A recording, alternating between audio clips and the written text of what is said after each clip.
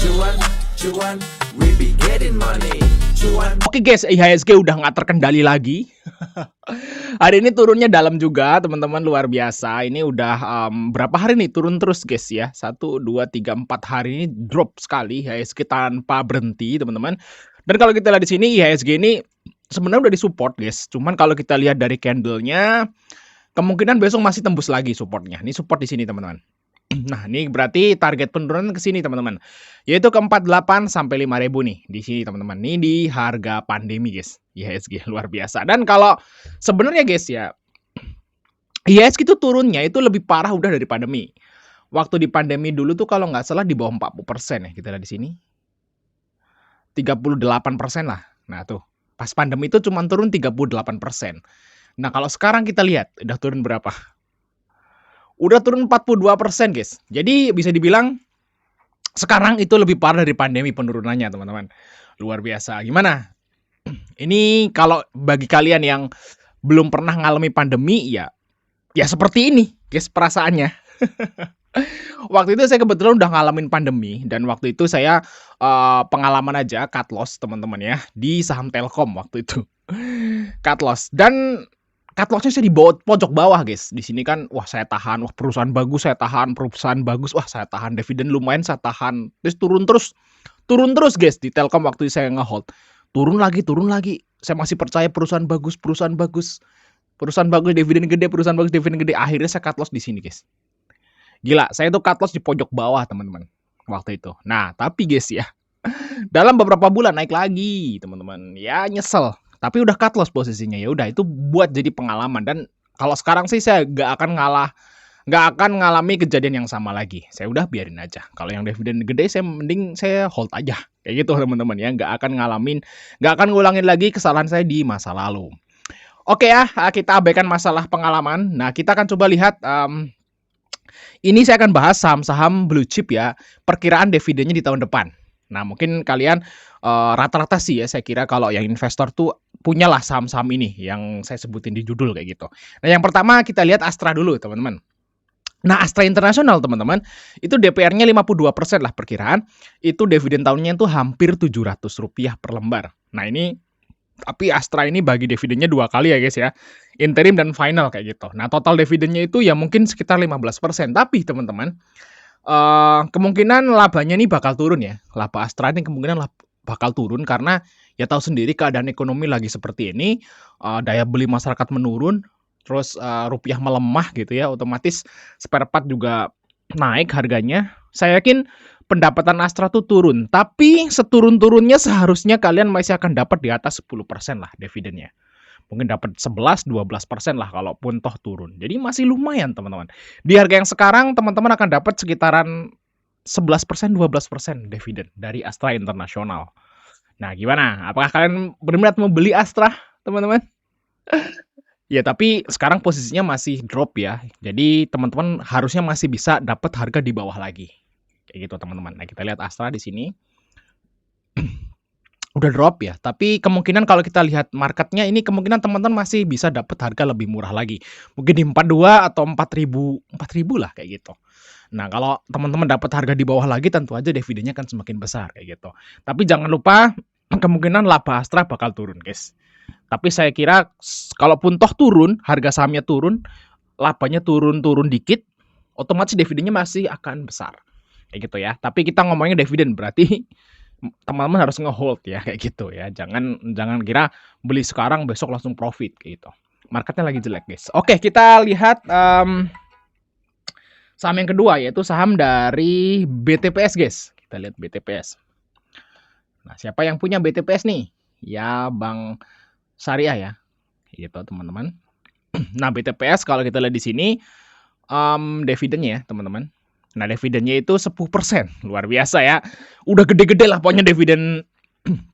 Perkiraan dividen saham-saham di IHSG itu udah gede-gede banget karena sahamnya udah drop parah kayak gitu, teman-teman. Nah, di sini 10% guys, luar biasa. Di perkiraan dividennya itu Rp85 ya, terus rasionya itu 45% ya untuk DPR-nya. Gimana BTPS? Apakah kalian punya? Ya, kita ngomong adalah mungkin penurunan laba kayak gitu ya, namanya juga masalah ekonomi Indonesia itu lagi parah kayak gitu. Ya saya kira sih penurunan-penurunan laba ya dapatlah masih 8-9% lah kalau di harga yang sekarang. Jadi beli di harga yang sekarang kemungkinan dapat 9% dividen BTPS di tahun depan. Gimana, apakah kalian minat beli BTPS, teman-teman? Oke, kita lanjut saham yang berikutnya, itu saham dari BBTN. Nah, Bank Tabungan Negara nih. Nah, kita lihat. Nah, kalau ini dividennya sih kecil, guys. Di sini kita lihat rasionya cuma 20%. Jadi BBTN itu DPR-nya itu kecil, cuma 20%. Jadi dividennya itu cuma 50 diga perkiraan dan apa namanya? Ya kurang lebih ya. Terus untuk imbal hasilnya itu cuman di bawah 5%. Jadi kalau teman-teman pecinta dividen mending skip aja sih saham BBTN kayak gitu, guys. Oke, kita lanjut saham BRIS. Nah, siapa yang punya BRIS di sini, teman-teman? Bank Syariah Indonesia nih. Nah, BRIS dividennya kecil banget ya, teman-teman ya. Apa nih bener apa salah nih? Kok cuman 2%? Bener apa salah nih datanya, guys? Saya jarang sih beli BRIS sih. Cuman 32, teman-teman. Ya benar berarti. Kecil dividennya, guys. Mending skip aja ya. Yang bagi dividen kecil seperti ini mending skip aja, guys. Oke, lanjut saham yang berikutnya, saham dari Telkom nih yang ARB hari ini ya, teman-teman. Luar biasa nih Telkom nih. TLKM. Ini ARB hari ini, guys ya. Apa yang terjadi ya? What happened with Telkom gitu ya. Kita lihat Telkom. Ya memang Telkom ini sebenarnya yang kuat, teman-teman. Saya kira tuh kemarin tuh bahas loh, Telkom kok kuat banget ya. Big Bang yang lah atau blue chip yang udah pada drop tapi Telkom kok kuat aja di sini. Ternyata turunnya hari ini, teman-teman. Dan hari ini langsung dirapel. BRI turun 15% tuh 4 hari, Telkom sehari doang turun 14%. Jadi ya dirapel. Telkom nggak kuat ternyata ya. Saya kira kuat Telkom, ternyata dirapel turunnya ya. Berarti sama aja turun sama semua blue chip, teman-teman. Telkom termasuk. Nah, dengan harga yang sekarang perkiraan dividen masih kecil, masih 7%, teman-teman ya si Telkom. Jadi kalau misalnya kalian misalnya Bang, gue mau beli Telkom, mau ngambil dividen, mendingan enggak ya. Mending Astra, ya kan? Kalau mau ngambil dividen loh ya. Cuman kalau ada maksud-maksud lain ya percaya labanya bertumbuh dan sebagainya ya monggo. Tapi kalau fokus di dividen, Telkom masih kalah sama Astra Internasional, teman-teman. Oke, kita lanjut ya. Saham yang berikutnya yaitu saham dari udah ya BTN ya, terus BCA, guys. Oke, kita lihat BBCA di sini untuk dividennya sekarang udah tembus 7%, guys, perkiraan luar biasa karena emang sahamnya udah drop parah ya. BPCA itu dividennya kalau zaman dulu itu cuma 3%, 4% gitu loh, guys. Zaman dulu ya, zaman BCA di atas. Nah, sekarang karena harganya drop, ya dividennya udah 7% nih. Udah lumayan mau gede nih, tapi masih kalah ya sama Big Bang yang lain kayak gitu. Dan kalah juga masih sama Astra kayak gitu. Dan kalau prediksi saya teman-teman, BCA ini bakal ke harga pandemi ya, teman-teman ya di sini. Udah saya bahas waktu itu di grup ya. Kemungkinan BCA ini bakal ke 43, teman-teman. 43 sampai di sinilah pokoknya, guys. Ini belum nyampe, teman-teman. BCA. Jadi kalau mau nyicil BCA mendingan nanti dulu. Kemungkinan dia akan turun di support di sekitaran harga pandemi ini, guys. Di garis ini, teman-teman. Kayak gitu. Dan kalau mau cicil juga dividennya masih 7% ya. Masih rendah kayak gitu. Masih ada pilihan yang lain yang lebih oke kalau teman-teman fokusnya ke dividen. Kita lanjut saham yang berikutnya, di sana beri BBNI, teman-teman. BBNI kita lihat. Kita lihat BBNI, ada kucingnya lewat, guys. Sorry guys ya, ada kucingnya, guys ya.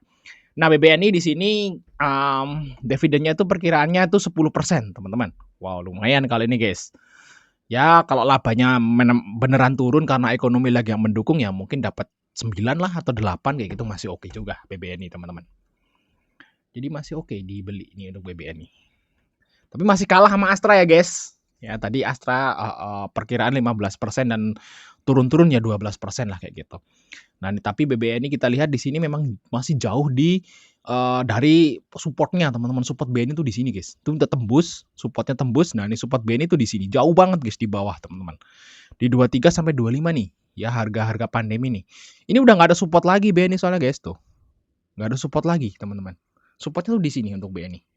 Jadi ya bisa dibilang ya masih potensi turun BBNI ini masih cukup besar kayak gitu, teman-teman. Tapi ya kalau mau nyicil boleh ya, dividennya perkiraan segini. Tapi kalau saya sih mending nunggu dulu, guys, marketnya belum kondusif. Oke, lanjut BBRI, guys. Nah, kita lihat BBRI di sini untuk dividennya sekarang tembus 12,6% ya. Kalau toh dia labanya turun ya mungkin, labanya ya, dividennya mungkin 10-11% ya, masih oke juga sih untuk si BBRI. Nah, kalau khusus untuk BBRI ini udah harganya udah sampai ke harga pandemi, teman-teman. Tuh lihat ya di sini tuh. Dikit lagi ke harga pandemi, guys. Nah, kita lihat di sini untuk BBRI tuh. Harga pandeminya di 238, 24 lah, teman-teman. Di sini, guys, 24 harga pandeminya. Apakah mungkin ke 2.200 di sini? Saya kira sih ya nggak tahu ya, guys, ya, karena market lagi jelek banget. Ya supportnya pokoknya di situ, teman-teman. Ya mungkin kalau di bawah 24 bisalah mulai dicicil lagi. Sebenarnya saya nyangkut di BRI, teman-teman, udah minus 13% kalau nggak salah. Nah, tapi saya masih punya uang nih, saya mau AVG Don. Mungkin kalau saya ditanya, "Bang, lu beli lagi BBRI di mana?" Mungkin di area ini ya, teman-teman. Apakah akan nyampe ya? Saya nggak tahu. Kalau kita lihat dari tekanan jualnya mungkin banget dia bakal nyampe, teman-teman. Ini di harga pandemi ya, guys.